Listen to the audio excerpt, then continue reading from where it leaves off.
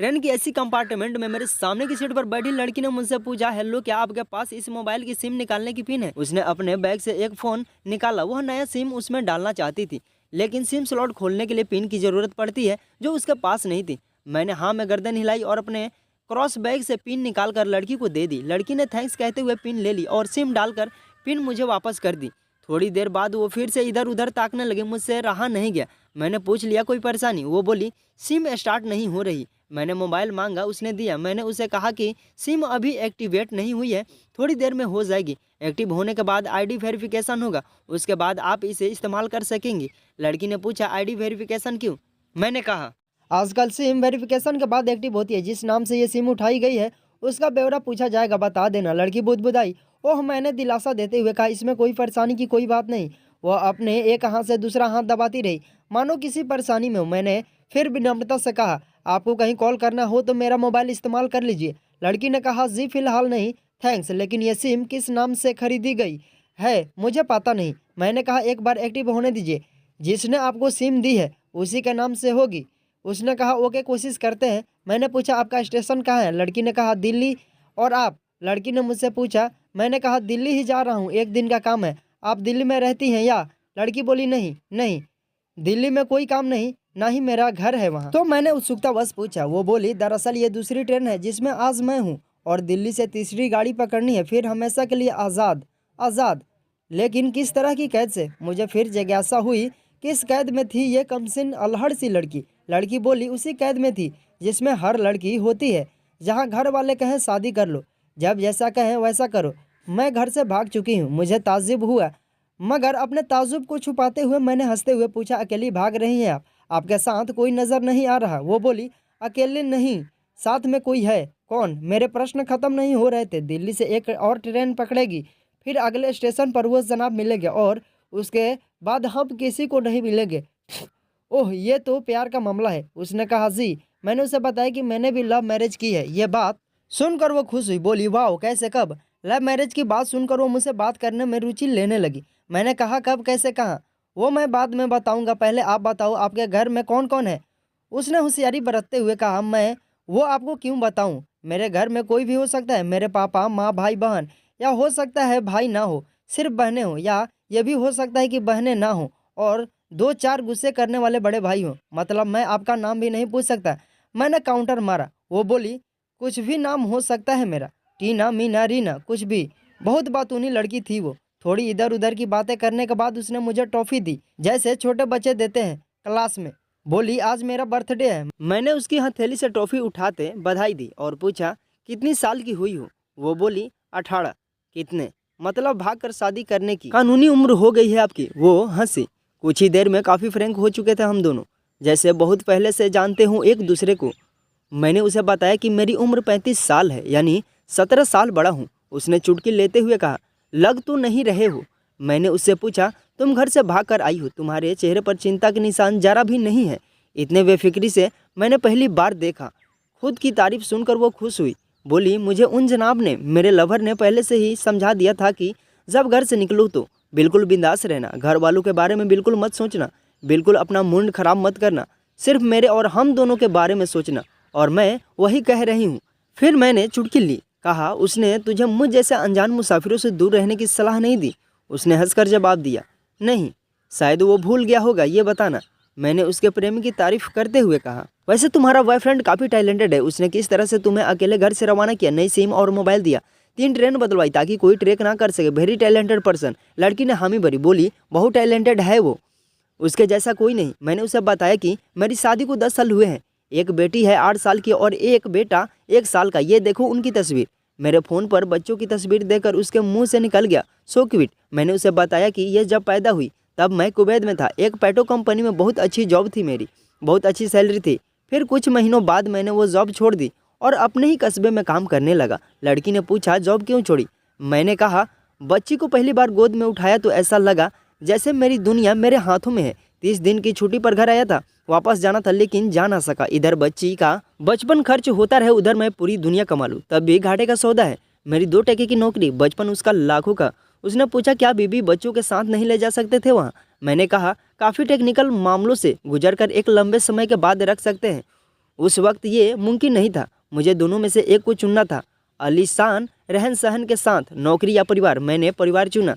अपनी बेटी को बड़ा होते देखने के लिए मैं कुवैत वापस गया था, लेकिन अपना इस्तीफा देकर लौट आया। लड़की ने कहा, वेरी इम्प्रेसिव। मैं मुस्कुराकर खिड़की की तरफ देखने लगा। लड़की ने पूछा, अच्छा आपने तो लव मैरिज की थी ना, फिर आप भागकर कहाँ गए, कैसे रहे और कैसे गुजरा वो वक्त? उसके हर सवाल और हर बात में मुझे महसूस हो रहा था कि ये लड़की लड़कपन के शिखर पर है, बिल्कुल नासमझ और मासूम छोटी बहन सी।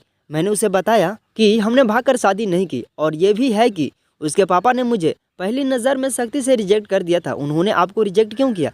लड़की ने पूछा। मैंने कहा, रिजेक्ट करने का कुछ भी कारण हो सकता है, मेरी जाति, मेरा काम, घर परिवार बिल्कुल सही। लड़की ने सहमति दर्ज कराई और आगे पूछा, फिर आपने क्या किया? मैंने कहा, मैंने कुछ नहीं किया, उसके पिता ने रिजेक्ट कर दिया। वहीं से मैंने अपने बारे में अलग से सोचना शुरू कर दिया था। खुशबू ने मुझे कहा कि भाग चलते हैं। मेरी वाइफ का नाम खुशबू है। मैंने दो टूक मना कर दिया। वो 2 दिन तक लगातार जोड़ देती रही कि भाग चलते हैं। मैं मना करता रहा। मैंने उसे समझाया कि भागने वाले जोड़े में लड़के की इज्जत पर कोई फ़र्क नहीं पड़ता, जबकि लड़की के पूरे कुल की इज्जत धुल जाती है। भगाने वाला लड़का उसके दोस्तों में हीरो माना जाता है, लेकिन इसके विपरीत जो लड़की प्रेमी संग भाग रही है वो उल्टा कहलाते हैं। मोहल्ले के लड़के उसे चालू कहते हैं। बुराइयों के तमाम शब्दकोश लड़की के लिए इस्तेमाल किए जाते हैं। भागने वाली लड़की आगे चल के 60 साल की वृद्धा भी हो जाएगी, तभी जवानी में किए उस कांड का कलंक उसके माथे पर से नहीं मिटता। मैं मानता हूँ कि लड़का लड़की को तोलने का यह दोहरा मापदंड गलत है, लेकिन हमारे समाज में है तो यह नज़रिया गलत है, मगर सामाजिक नज़रिया यही है। वो अपने नीचे का होठ दांत तले पीसने लगी। उसने पानी की बोतल का ढक्कन खोलकर एक घूंट पिया। मैंने कहा, अगर मैं उस दिन उसे भगा ले जाता तो उसकी माँ तो शायद कई दिनों तक पानी भी ना पीती। इसलिए मेरी हिम्मत ना हुई कि मैं ऐसा काम करूँ। मैं जिसे प्रेम करूँ उसके माँ बाप मेरे माँ बाप के समान ही हैं, चाहे शादी हो या ना हो। कुछ पल के लिए वो सोच में पड़ गई, लेकिन मेरे बारे में और अधिक जानना चाहती थी। उसने पूछा, फिर आपकी शादी कैसे हुई? मैंने बताया कि खुशबू की सगाई कहीं और कर दी गई थी। धीरे धीरे सब कुछ नॉर्मल होने लगा था।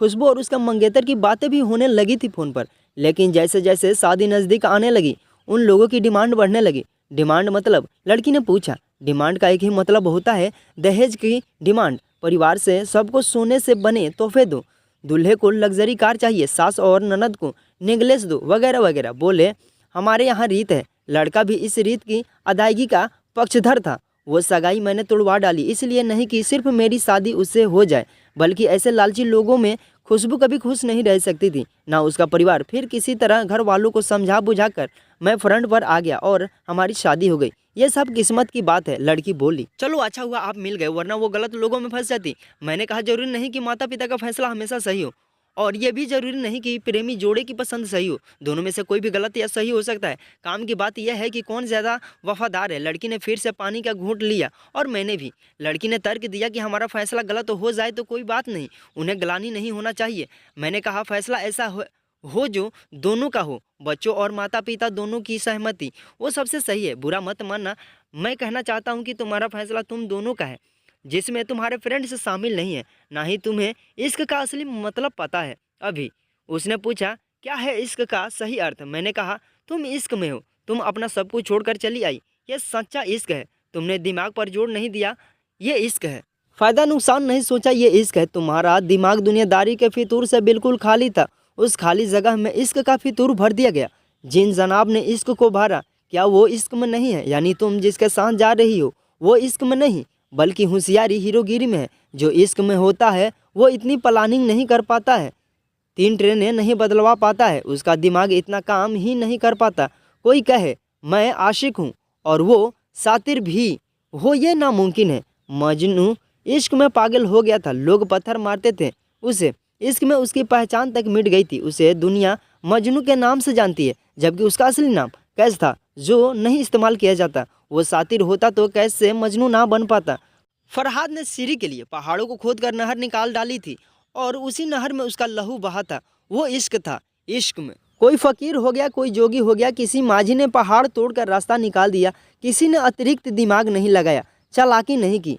लालच, हवस और हासिल करने का नाम इश्क नहीं है। इश्क समर्पण करने को कहते हैं, जिसमें इंसान सबसे पहले खुद का समर्पण करता है, जैसे तुमने किया। लेकिन तुम्हारा समर्पण हासिल करने के लिए था, यानी तुम्हारा इश्क में लालच की मिलावट हो गई। लड़की अचानक खोज सी गई। उसकी खिलखिलाहट और खिलंदड़ापन एकदम से खामोशी में बदल गई। मुझे लगा मैं कुछ ज़्यादा बोल गया।